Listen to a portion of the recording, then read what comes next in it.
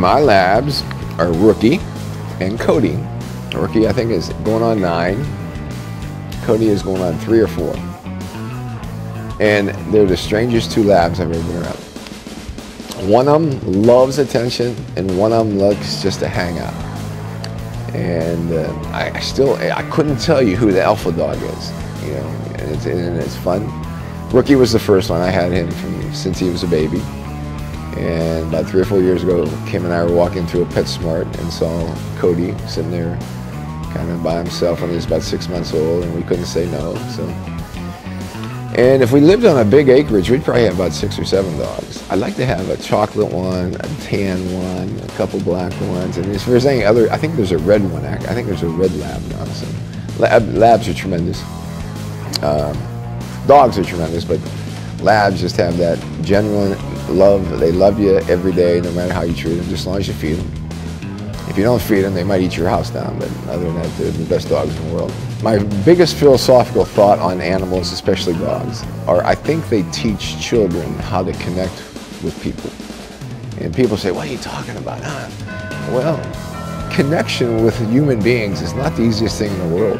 When we get older, we don't. I mean, I have trouble connecting, but it's easy to connect with a dog. And I think when kids have to go through that initial stage of connection with a friend or a teacher or a mentor or a minister or a priest or something like that, I think somehow they kind of work it through.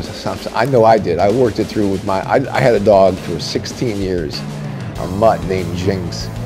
And I did paper routes with him, I rode bikes with him, I did everything with him.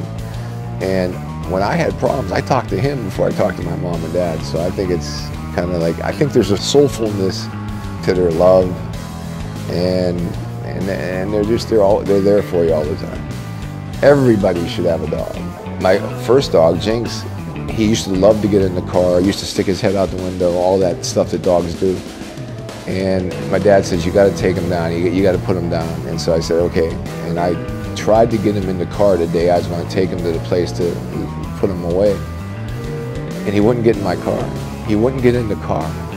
And I couldn't do it. I said, he knows what I'm doing. I can't do it. I couldn't do it. My dad had to do it. So I have my moments of, I cry when I lose my dog. And I think everybody that has that passion for them is that way. I think there's a connection to animals that I definitely have. Of course, dogs are my passion, but Kim and I went to a wolf sanctuary outside of Fort Collins, Colorado, and that was really a wonderful experience. And I enjoy with my 7-year-old Casey talking about animals. We have the zoo books already. Every month we get the zoo books. I think somewhere along the way I gotta get to Africa one more time, just to go into the wilderness and feel the soulfulness of animals and being in their country, in their territory, in their land, rather than the humanness of where we've taken over so much of our country that we don't let our animals have the freedom to be who they are. I think the connection between animals and people bring good things out of people.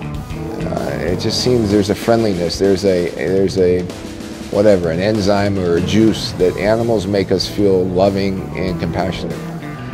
And if we could have that as human beings with each other, we'd probably be a better society. But there's just a connection of peace and relaxation. There's a connection of comfort, of support that we all strive to have through relationships, through our peace in our own life.